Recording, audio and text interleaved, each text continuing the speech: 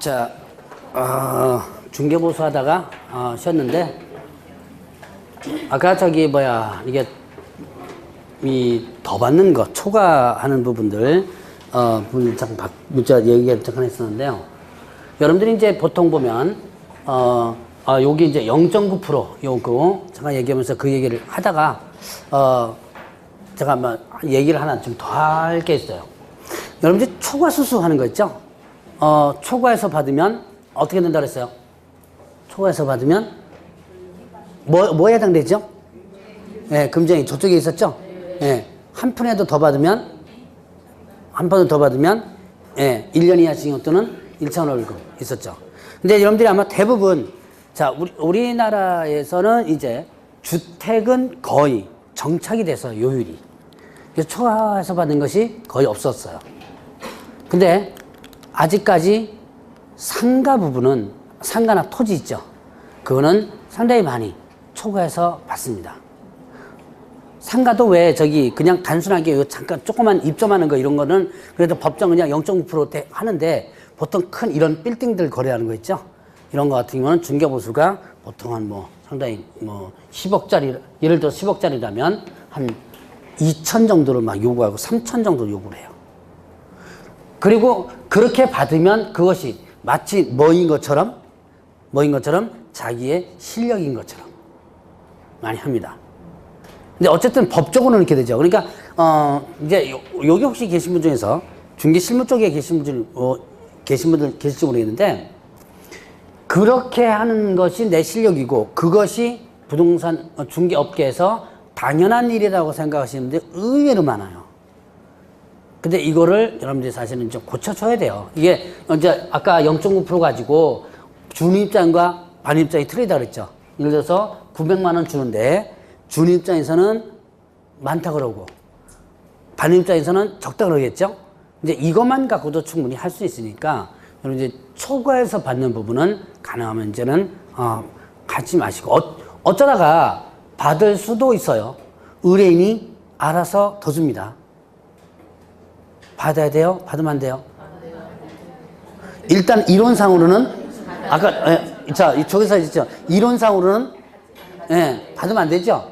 의뢰인 스스로 알아서 더 준 것도 위반된다 그랬죠. 그러나 이제 대부분 보면 알아서 이렇게 되면 다 받습니다. 그렇게 하거나 아니면 이제 조금 힘들게 만약에 일 처리를 좀 했거나 그러면 예를 들어서 이런 게 있어요. 토지를 중개해 주는데 여러 필지 중에서 두세 개가 지금 이게 무단 건축물이 돼 있거나 그것도 그 시청이랑 처리해야 될 일이 있어요. 그걸 처리를 대신해 주는 경우 있어요. 그런 같은 경우는 이제 나 이거 이렇게 좀 해줬으니까 더 줘 그러면 일단은 조금 더 주긴 줘요. 근데 사실 그것도 불법이죠.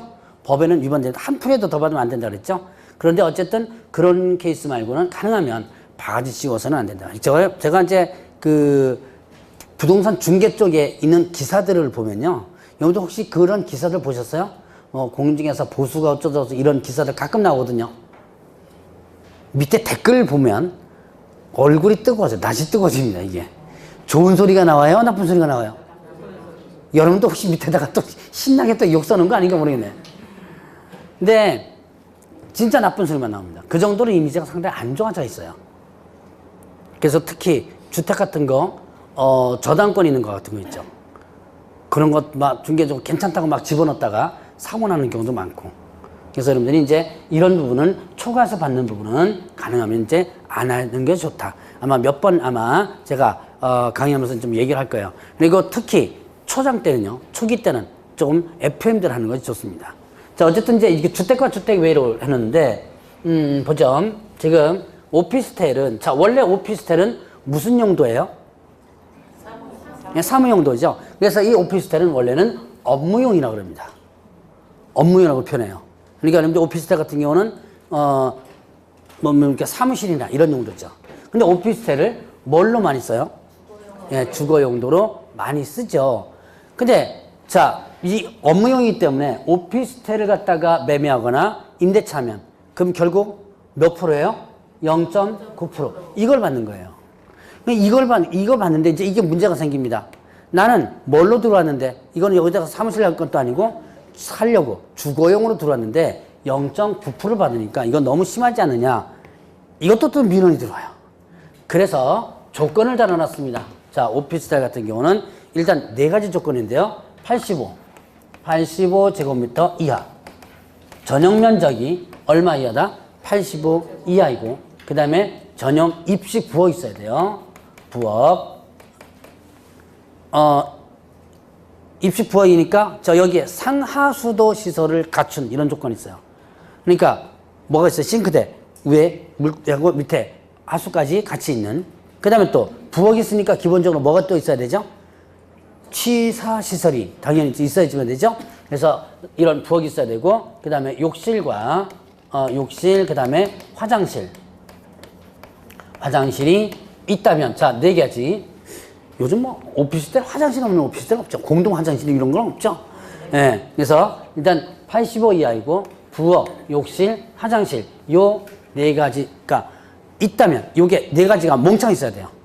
하나를 빠지면 안 되고, 요것이 있다면 이때는 주거 용도로 보게 되는 거예요. 그래서 매매 교환은 그 다음에 교환 0.5%고요. 0.5%고, 그 다음에 또 임대차 등 임대차 0.4% 이렇게 됩니다. 자, 여러분들 혹시나 오피스텔 임대차를 갖다가 지금 하고 있다면, 또 앞으로 할 거라면 요거를 참고적으로 하면 돼요. 요즘 오피스텔도 취사시설 있는 거, 싱크대 있고 다 있는 거 있죠. 거기다가 부엌, 이게 부엌이고 욕실, 화장실 다 있죠. 예, 여러분들 욕실, 화장실은 화장실에 욕실까지 같이 있는 것까지 다 포함되는 거예요.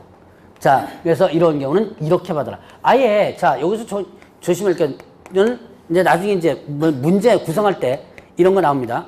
시도조례로 정하는 게 아닙니다. 주택을 그대로 시도조례로 정의하는, 주택을 조례로 적용하는 게 아니라 아예 이렇게 명시해 놓은 거예요, 이게.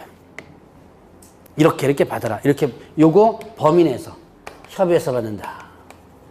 항상 협의라는 게 들어갑니다.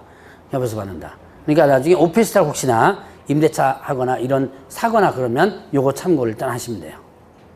자, 그러면 이제 세 가지죠. 주택과 주택 외와 뭐다? 오피스텔.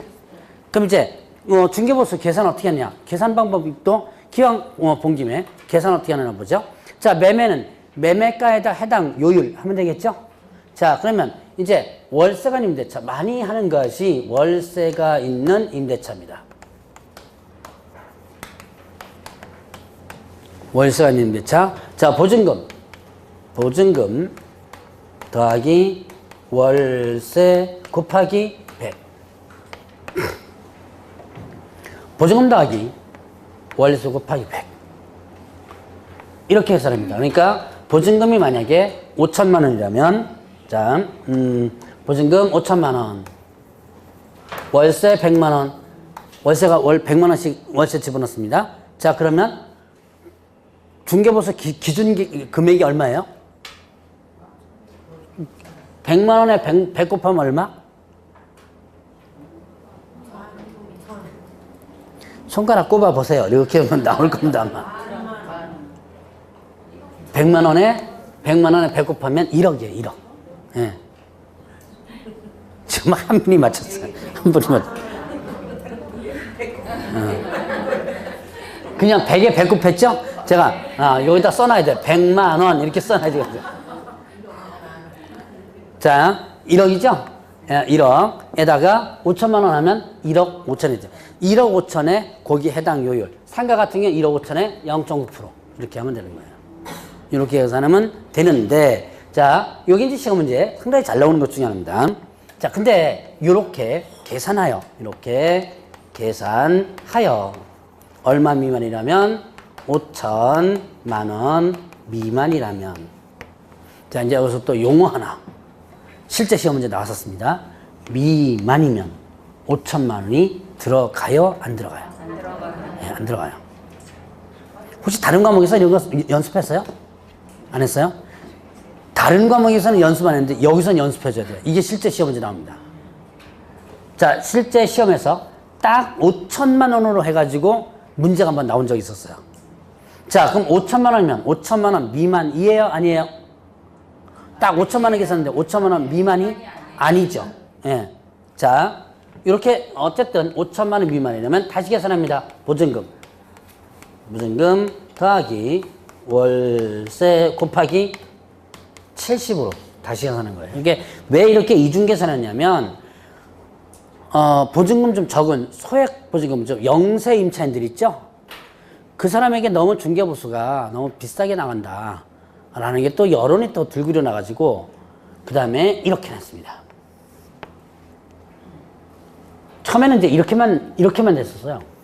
중개보수가 2000년도에 바뀌면서 이렇게 나왔다가 또 여론이 너무 또 비싸게 받는다. 뭐 조금 뭡니까 저기 영세한 그 임차인들 너무 비싸게 받는다 그래가지고 요렇게 조금 일단 좀 줄이도록 해놨어요. 예를 들어서 자 보죠. 보증금 3천만 원에 보증금 2천만 원에 월세 30만 원.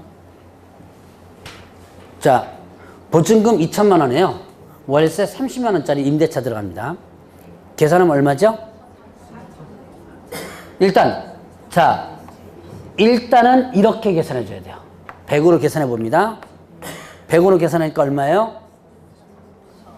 자, 내가 잘못했습니다. 여기다 하는 게 여기다가 계산해 줘야 돼요. 자, 보증금 2천만 원에 월세 30만 원. 여러분들 여기다 하니까 여러분들 헷갈려 버린 거예요. 자, 위에다가죠. 자, 보증금 2천만 원에 월세 30만 원입니다. 자, 계산해 보세요. 얼마죠? 3천만 원. 곱하기 30만 원이면 3천만 원에다가 2천만 원 더하니까 5천만 원이죠. 자, 그럼 5천만 원이면 이제 여기서 곱하기 100을 하나요? 70을 하나요? 곱하기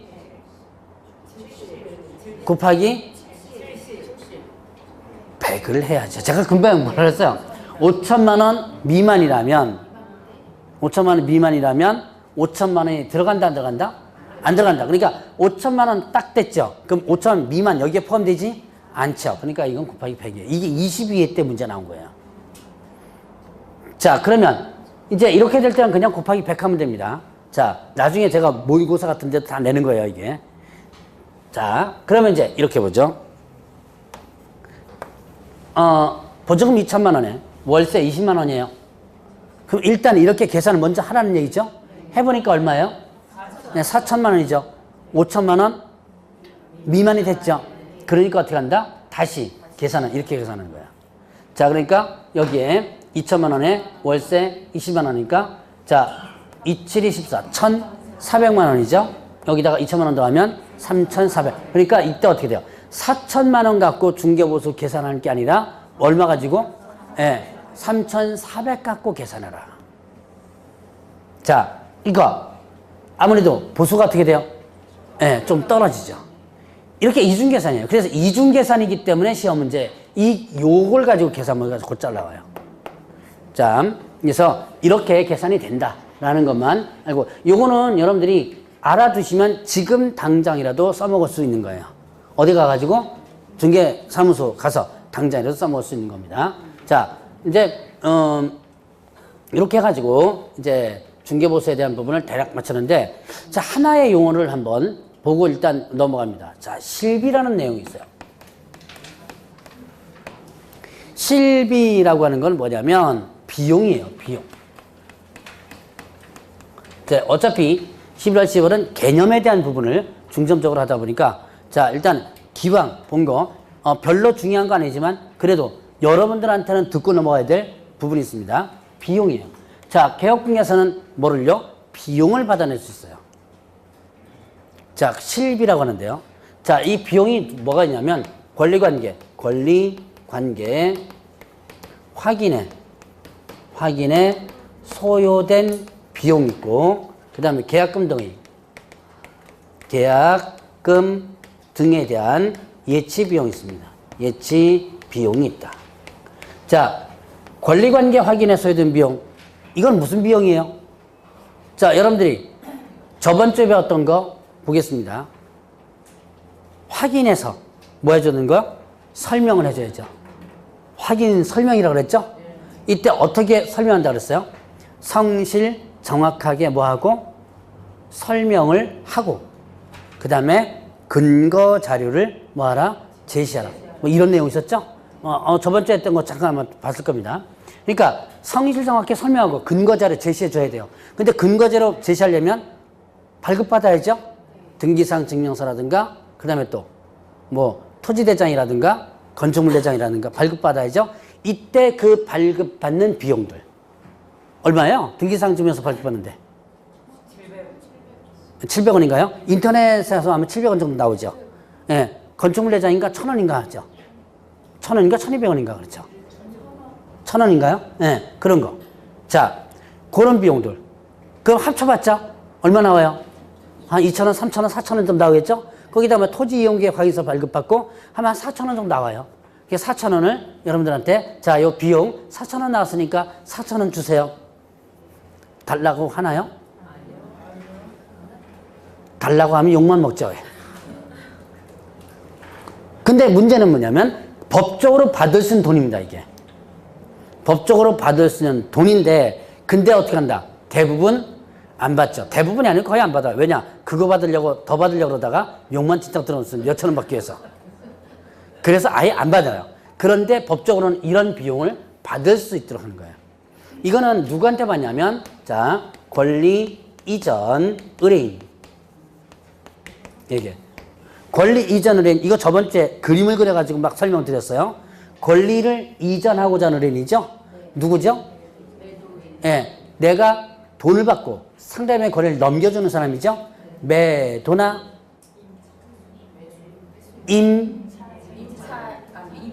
임대죠. 임대.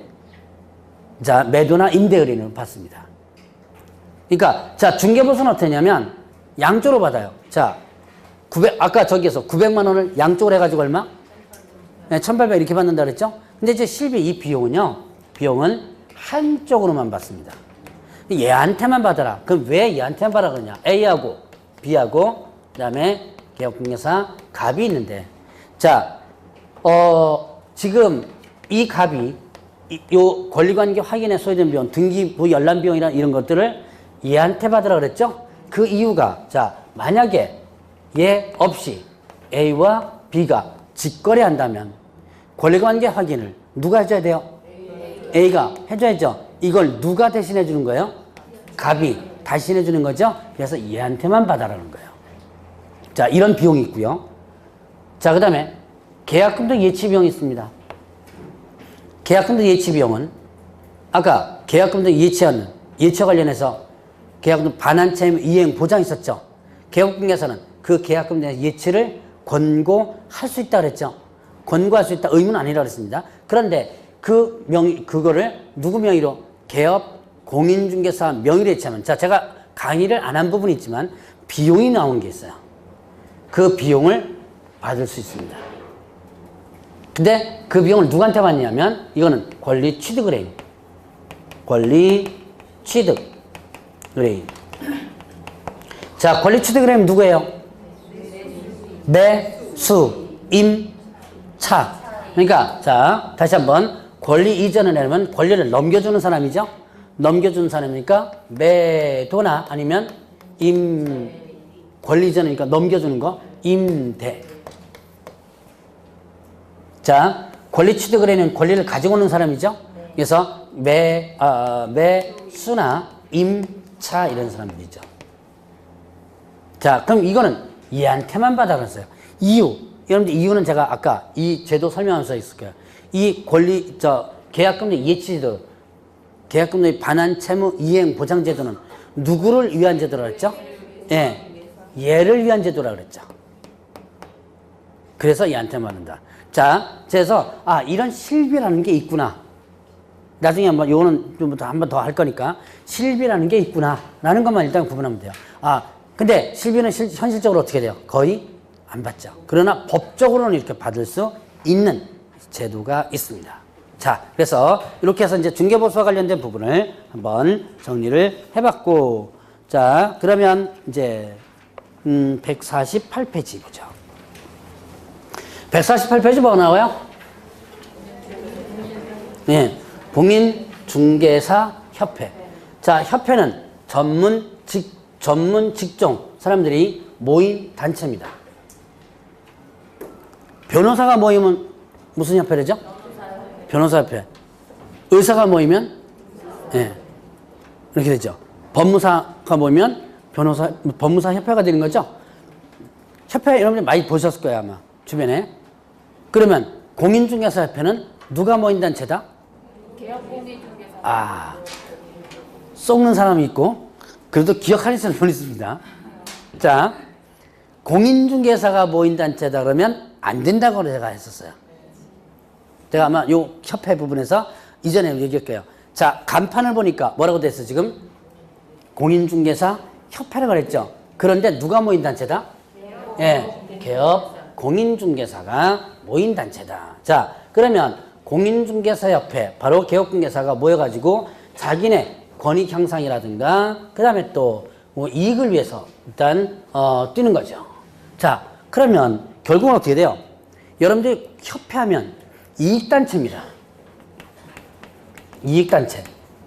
그 다음에 또 이거를 압력단체라고 하게 돼요. 압력단체. 이익단체. 자, 공인중개사협회에서 수익을 창출하는 건 아니에요. 이익단체란 뭐예요? 자기네 조직에 뭘 위해서? 이익을 위해서 뛰는 거죠. 자, 그러니까 그 이익을 위해서 압력을 행사하죠. 누구한테? 정부나 아니면 뭐 정치권이나 이런 데 압력 행사하죠. 그래서 의사협회에서 뭐예요? 여러분들 의사협회에서 요번에 또 할 것 같은데 막 하루 이틀 막 휴진하고 그러죠. 그것도 파업하는 거, 의사가 파업하는 거예요. 그럼 왜 파업해요? 지금 현재 뭐 의료체계 지금 시스템 개선하려고 그러죠? 이 시스템 개선하려고 그러는데 지금 그거 지금 의사 쪽에서는 반대하고 있죠. 그러니까 그거를 못하기 위해서 그냥 뭐 이제 휴진도 하고 막 그러는 거예요. 그러니까 뭐 다른 협회에서도 막 데모도 하고 막 옛날에 중개사협회에서도 데모 많이 했었어요. 가장대표죠. 중개보수 올려달라고 데모도 많이 하고 과천청사에 올라가지고 이제 전국적으로 버스를 대절합니다. 관광버스, 전세버스 대절해가지고 저 경상도로 올라오고 전라도에서 올라오고 와가지고 한 10,000명 넘게 모여가지고 데모를 하는데 사실은 올라오기는 10,000명 넘게 올라왔는데 앞에서 피켓 들고 한 것은 한 3,000~4,000 명밖에 안 됐어요. 왜냐면 올라오면서 거기다 소주짝, 맥주짝 잔뜩 실어가지고 올라왔거든요. 전라도에서 아침 새벽에 올라왔는데 올라오면서 뭐 한 거예요, 이거? 네, 거기서 완전 관광 온 거예요. 그래가지고 다 뻗어가지고 차 한 대다가 내린 사람이 대여섯 명밖에 안 되는 거예요, 이게. 그래가지고 데모도 하고 한 적이 있었습니다. 자, 결국 그게 뭐 하는 거다? 압력. 자기네 이익을 위해서 압력을 행사하는 거예요. 자, 이게 바로 협회다. 그래서 공인중개사 협회에서는 어떻게 된다? 자, 협회 성격을 보면, 협회의 성격에 보면 비영리입니다. 비영리. 사단법인이에요. 사단법인이다. 영리를 목적으로 하지 않습니다. 자, 우리가 흔히 법인이긴 법인인데 영리 목적의 법인이면 흔히 뭐라 그래요? 영리 목적이라면 회사죠, 회사. 영리 목적, 이익을 목적으로 한다면 이건 회사죠. 회사는 상법을 적용하는 거예요. 그런데 이거는 영리를 목적으로 하지 않는 거죠. 그래서 이거는 민법을 적용해야 됩니다. 여기서 정한 거 외에는 민법을 적용해요. 자, 그 다음에 또 이제 임의설립주의입니다. 임의설립주의. 설립할 수 있다. 99년도 때까지는요, 강제 설립주의였었어요. 그러다 2000년대부터 바뀌었는데, 강제 설립주의는 뭐냐면, 협회를 설립하여야 한다. 반드시 해야 돼요, 설립을. 지금은 법조문이 이제는 임의설립주의를 해서 설립할 수 있다고 바뀌었어요. 하든지 말든지, 이런 거죠. 그 다음에 또 뭐가 있냐면, 임의가입주의입니다.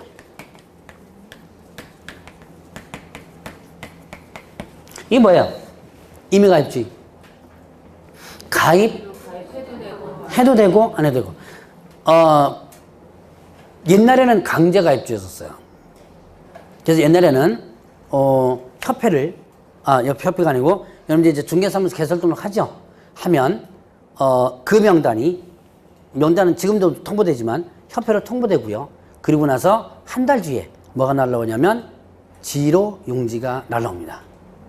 난 아무것도 안 했는데 갑자기 협회라는 데서 지로용지가 날라와요. 뭐하라고 용지가 날라와요?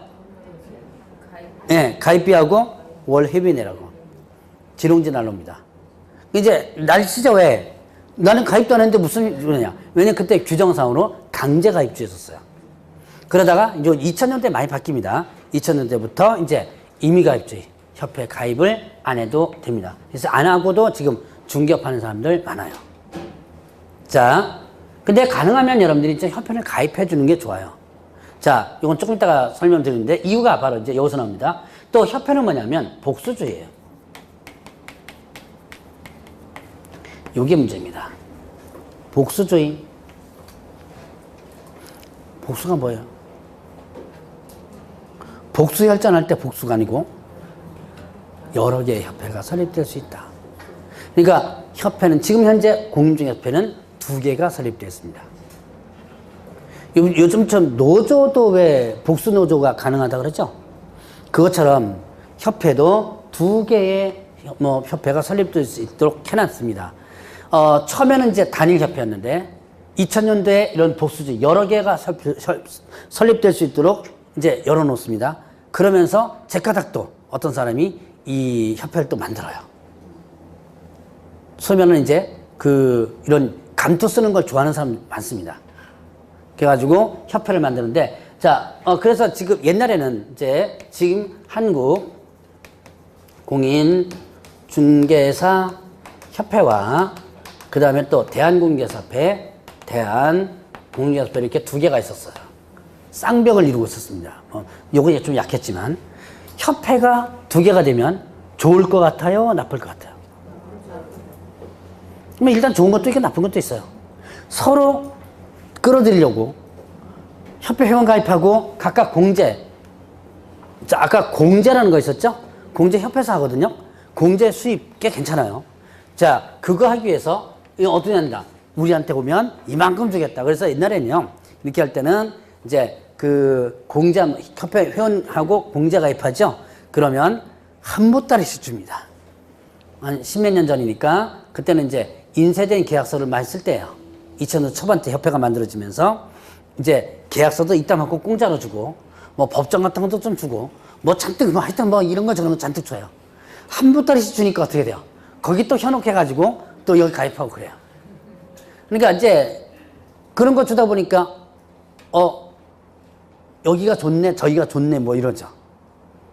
이거 좋아요, 안 좋아요? 사실은 겉으로는 좋은 것 같아도 협회, 아까 제가 이걸 뭐라 그랬죠? 협회 특징들이 이익단체고, 그 다음에 압력단체다. 즉, 이익단체라는 것은 자기의 회원들을 위해서, 이익을 위해서 하는 거죠. 근데 협회가 2개를 하면 나중에 압력을 행사할 때 상당히 불편해집니다. 자, 이때 이제 어떤 현상이냐. 한국공인중개사협회에서 중개사법 개정안 들고 가요. 이제 중개사법 이런 건 이제 이렇게 누구한테 유리하도록 개업, 공개 유리하도록 개정안 이제 해가지고 구토교통합니다. 그러면 담당공무원이 뭐라 그래요? 얘네랑 협의해라. 우리가 너네들 그거 못 들어준다. 왜? 또 뭐가 있으니까? 협회 하나가 더 있으니까. 근데 얘는 또 이렇게 가고요. 얘는 이렇게 갑니다. 개정안의 내용을 보면. 그럼 이걸 누구한테 1차적으로 합의해줘야 돼요? 둘이 합의해줘야죠? 합의가 돼요, 안 돼요? 그러니까 중개사법을 개정하려고, 개혁이 유리하도록 개정하려고 하는데도 서로 2개가 엇나가다 보니까 이 개정이 제대로 안 되고요. 이거 권익을 향상시키는데 제대로 못하는 거예요. 그래서 안 되겠다 싶어서 이거와 이게 2008년도인가에 합쳐집니다. 통합이 돼요. 통합이 돼가지고 단일 협회로 나갑니다. 회장 다시 뽑기로 하고 직원들은 그대로 다시 이제 그대로 흡수해서 하기로 하고 이제 이거 단일 협회에 있다가 4년 전쯤인가 다시 괜히 지었다. 세자만 붙어가 대한 공인중개사협회가 하나 만들어집니다. 지금 그래서 다시 2개예요. 지금 아직 이 조직은 약해요. 약한데 한번 경험을 해봐서 조직이 2개였을 때 안 좋았던 경험이 있어 나서 지금은 이제 이쪽으로다가 많이 회원이 안 가지만 어쨌든 이런 식으로 지금 두 개가 돼 있습니다. 그러니까 이게 감투 좋아하시는 분들이 참 많아요. 그리고 이제 정말로 협회가 되면 여러분들도 나중에 개업공예 되면 한 번씩 참가해 보세요. 가가지고 조직장도 돼보고요. 조금 이따가 이제 했지만 뭐 조직을 이제 두게 되는데 그다음에 또 대의원도 돼보고 임원도 돼보고 재수 좋으면 어디까지 회장까지 협회장까지 될 수도 있습니다. 특히 이제 이런 나서기 좋아하시는 분들 많거든요. 뭐 여기 남자분들도 많은데 그런 분들 같은 경우는 이렇게 그 협회와 직접 참여해서 하는 경우도 괜찮습니다. 자, 근데 가서 조직장이 돼가지고 협회장이 되면 좀 제발 좀 개업공예사를 위해서 좀 뛰세요. 다 쓸데없는 짓 합니다. 어디다 줄대요? 네, 정치권에 줄대가지고 뭐 비례대표 몇 번 뭐 이렇게 해가지고 그 짓 하다가 나중에 이제 뭐 횡령이 육전에서 소송하고 뭐 난리 나고 협회 보면 난리 나요. 이게 보면. 그러니까 이게 원래 자 누구를 위한 협회야 되는데 개업 공개설 협회야 되는데 그렇지 않아서 일단 문제 좀 많습니다. 그러면 이제 여러분 보죠. 지금 협회가 이렇게 여러 가지로 설립될 수 있는데 협회가 설립하려면 인가를 받아야 돼요. 자 이제 또 시험 문제 나온 거 인가주의입니다. 누구로부터 인가를 받아 설립하냐면 국토교통부 장관으로부터 인가를 받으면 돼요. 인가라는 개념이 있는데요. 이거는 주로 공적인 개념에서 많이 나와요. 자, 우리가 흔히들, 인가라는 개념이 일반 사적인 개념에서는 잘 없는데요. 공적인 개념에서 많이 나오는데, 그럼 인가와 허가가, 그럼 어떤 차이냐? 요거, 허가주의다 시험 문제 잘 나왔었습니다. 이거 몇 번 나왔어요. 협회 설립과 관련해서. 허가주의와 인가주의 차이점. 자, 여러분들이 저기 등록하고 허가하고 제가 한번 비교한 적 있었죠. 그거랑 똑같아요. 인가는 이거는 기속적이고요. 그 다음에 허가는 재량적입니다. 그러니까 허가는요. 허가를 내줄 수도 있고 안 내줄 수 있는데 근데 인가는 어떻게 한다? 인가는 요건을 갖추면 반드시 어떻게 한다? 인가를 내줘야 돼요. 그래서 기속주의. 여러분들이 허가와 등록의 개념을 설명한 것과 같습니다. 자, 그러면 이제 여러분들이 협회 한번 해볼까? 여러분들 지금 현재 2개가 있는데 하나 더 설립해도 돼요. 3개 나와도 됩니다. 복수지기 때문에 반드시 2개 해야 된다 법 없습니다. 3개, 4개 해도 돼요. 한번 설립해볼까요? 개업공예 됐다 치고 이건 누구만 가입할 수 있다? 개업 공유중 가입할 수 있죠. 자, 그러면 한번 보겠습니다. 일단 협회가 설립되려면 발기인이 있어야지만 됩니다. 법인을 설립할 때는 일단 발기인이 다 있어야 돼요. 그럼 이 사람들은 누가 해주면 되냐면 개업 공인중개사 되는데 얼마 이상이냐면 300명 이상. 자, 300명 이상에 뭐가 모인다? 자, 이거는 누구라 그랬죠? 이거는 누구만 가입할 수 있다? 협회는? 개업공인중개사. 자, 300명 이상이 모여가지고 얘네들이 뭐 하느냐면 정관을 작성을 합니다. 작성해서 서명 날이네요. 서명, 그 다음에 날인을 하게 됩니다. 자, 일단 정관을 작성해서 서명 날인을 얘네들이 해요. 그러니까 자, 회원 300 모여가지고 일단 정관을 만드는 거예요. 만들어가지고 어디로 보내면 창립총회로 보냅니다. 자, 창립총회는 몇 명 이상이 모여야 되냐면 600명 이상이에요. 얘나 다 누구 해야 돼요? 얘나 600명 이상, 300명 이상 얘는 누가 해주면 되죠? 개업 공인중개사 이해해주면 되죠. 자, 그래서 자 300명 이상이 모여가지고 그럼 얘네들이 뭐 하느냐? 정관을 의결해야 됩니다. 그러니까 이제 만드는 것은 누가 만들고 발기인이 만들고 근데 의결은 누가 한다? 창립총회에서 하는 거죠. 자, 근데 여기서는 이제 600명이 서울에서는 100명 이상, 그 다음에 광역시와 도에서는 20명 이상이 모여지면 돼요. 이렇게 좀 숫자가 제한됩니다. 그러니까 이렇게 숫자가 제한되는 건 뭐냐면 적어도 협회를 만들려면 뭐 해야 된다? 전국적 조직이어야 돼요. 그러니까 예를 들어서 경기도에서만 만드는 협회 이런 거 없어요. 안 돼요. 서울에서만 만든 협회 이런 거 안 됩니다. 그러니까 조직을 만들려면 일단 전국적 조직 일단 대조해 주면 되고요. 자, 그러면 이제 정관을 얘네들이 의결해 가지고 뭐 받는다 그랬죠? 설립. 자, 여기 인가를 받아서 허가가 아니 뭐라 그랬죠? 인가라 그랬죠? 자, 그래서 인가를 받습니다. 그래서 설립 인가를 받습니다. 신청해가지고 그러면 주된 사무소에 뭐 함으로써 설립 등기를 함으로써 설립되는 거예요.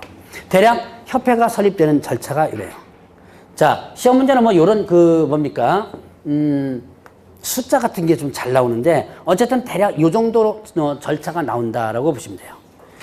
자, 그러면 여러분들 이제 거기 보니까 149페이지에 대충 설립 절차 있죠? 보니까 조직이 있는데요. 조직에서 보니까 뭐가 나오면 지부지회. 자,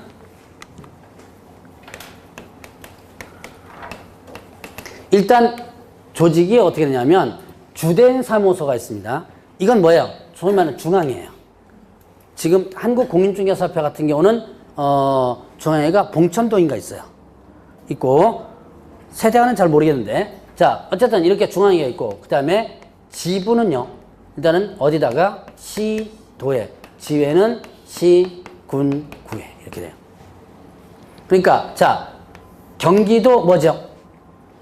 경기도 지부 그 다음에 광명시 지회 이렇게 되죠. 그래서 여러분들이 나중에 이제 감투 좋아하시면요. 감투 좋아하시면 경기도 지부장. 이거 경기도 지부는 회원이 많아가지고 피 터지게 싸워요. 지부장 되려면. 그다음에 광명시 지회장 이런 게 있어요. 그래서 요런 거 하다가 나중에 뭐까지 회장까지도 할 수도 있죠. 회장 선거를 요즘요 인터넷으로 해요. 인터넷으로 이제 하는데 참여율이 되게 적다고 하네요. 그래가지고 뭐 쓸데없는 사람이 되기도 하고 그럽니다. 회장이. 자, 어쨌든 이렇게 하다가 이제 여러분들 나중에 할 수도 있으니까 조직에 참여해보는 것도 괜찮아요.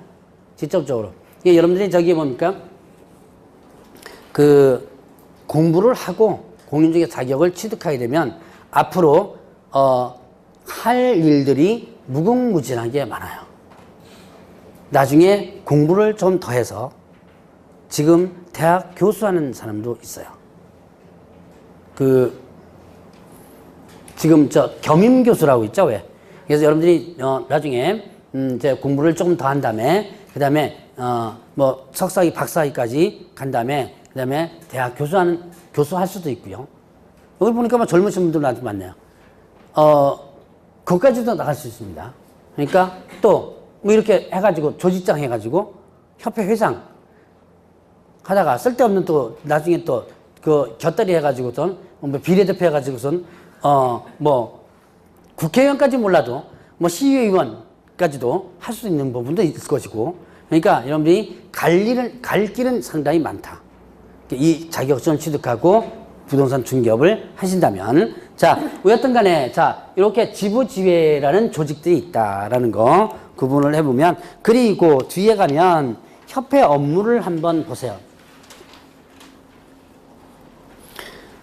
이건 뭐 그렇게 크게 중요한 부분이 아닌데, 자, 협회 업무 하면, 품위 유지를 위한 업무가 있습니다.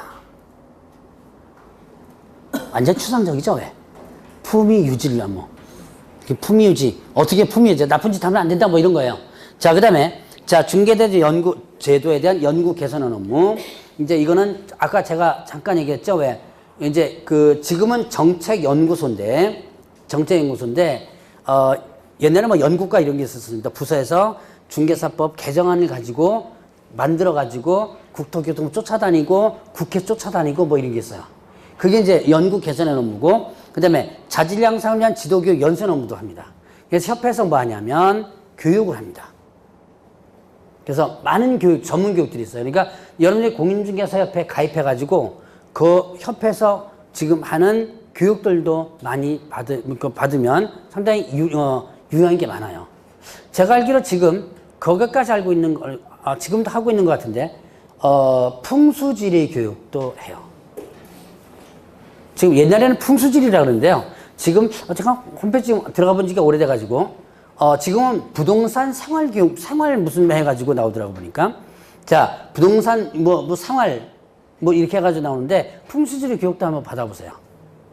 이제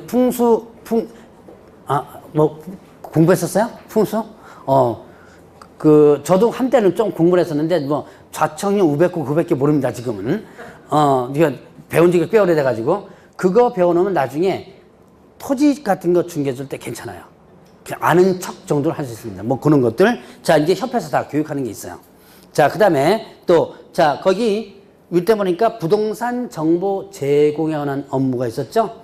자, 부동산 정보 제공에 관한 업무는 뭐냐면, 자, 여러분들이 저번 주에 배웠나요? 부동산 거래 정보망. 저번 주에 배웠나? 저번 주에 배웠나?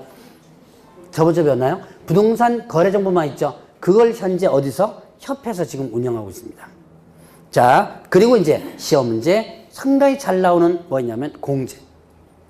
자, 공제는 오늘 그렇게 많이 할 거는 안 할 겁니다. 자, 공제 사업 요거에 대해서 잠깐만 일단 설명하고 넘어가죠. 자, 공제 요거는 시험 문제, 협회 문제에서 여기까지 협회 설립 절차라든가 이런 거 있죠? 뭐 요거와 이 조직 여기까지 시험 문제가 보통 이제 한 문제 나오고요. 그 다음에 여기에서 보통 한 문제 나와요. 많이 나올 땐 세 문제까지 나왔었는데 협회 문제가 보통 한 문제나 두 문제 나오거든요. 여기나 여기나 두 문제 나올 땐 여기 한 문제, 여기 한 문제 이렇게 나옵니다. 자, 공제 사업은 아까 뭐였죠? 어디서 봤죠? 이 공제는? 어디서 봤어요?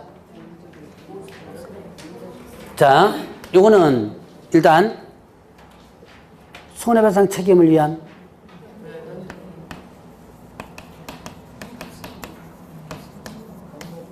여기서 봤죠.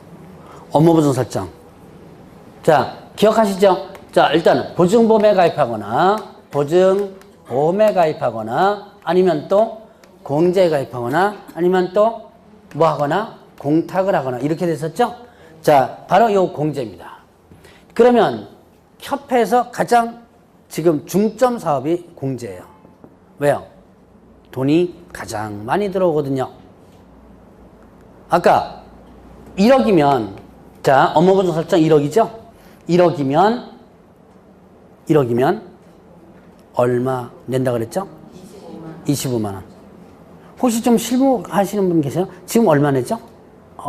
모르나요? 실무하시는 분들 지금 20 몇만 원 좀 깎인 것 같은데. 이제 이게 왜 깎이냐면 뭐와 또 경쟁해요? 보증보험과 경쟁하죠? 그래서 액수가 좀 깎여요. 어쨌든 자, 그럼 25만 원에 치고 25만 원에 일단 치고 지금 개업공개사가 10만 명 조금 넘어요. 중개사무소 개설 등록한 인원수가. 거기에서 제가 아까 70% 정도가 공제 가입하고 30% 정도가 보증보험 가입한다 그랬죠?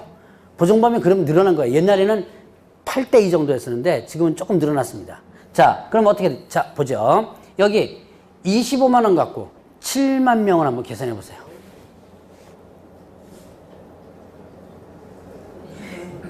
계산이 안 되죠? 그러면 그냥, 자, 10,000명만 갖고 한번 계산해 봅시다. 10,000명. 10,000명만. 자, 지금 10만 명 중에서 10,000명만. 25만 원 10,000명 하면 25억인가요? 그냥 그렇다 칩시다. 그냥 넘어가요. 자, 그 정도로 액수가 어떻게 해요? 많죠? 그래서 이 공제가 상당히 국토교통부에서 단속을 많이 합니다. 액수가 엄청나게 많죠? 그래서 자, 거기 보니까 이제 대략 세부적인 내용은 다음에 당연히 다 할 거니까 이런 내용들이 있습니다. 자, 152페이지 보면 이런 내용 나와요. 이제 수박 겉핥기만 하고 그냥 넘어갑니다. 운영 실적을 공시하라. 이렇게 운영한다는 거 알려주고요. 공제사업 운영위원회도 운영되고요. 자, 그 다음에 또 조사검사라든가 그 다음에 개선명령 이러한 사항들이 쭉 나오는 거예요. 시험 문제 요런 사항들이 시험 문제 잘 나와요. 이제 세부적인 것은 일단 나중에 일단 공부를 다 하나씩 할 거고. 자, 그래서 공제라는 게 돈이 워낙 많다 보니까 이렇게 규제되는 부분들이 많더라. 그래서 이런 내용들을 여러분들이 나중에 이제 하나씩 하나씩 배우게 될 거고요. 자, 오늘은 여기까지만 일단 하고 넘어가고, 다음 주에는 156페이지를 접어 놓으세요. 156페이지 보니까 뭐가 나오냐면 그 보칙 있죠? 보칙에 신고 또는 고발에 대한 포상금 제도가 있어요. 그거를부터 하도록 하겠습니다. 아마 다음 주에는 요거 하고 뒤에 부동산 거래 신고법의 일부를 좀 하도록 할 겁니다. 자, 다음 주에 뵙도록 하겠습니다.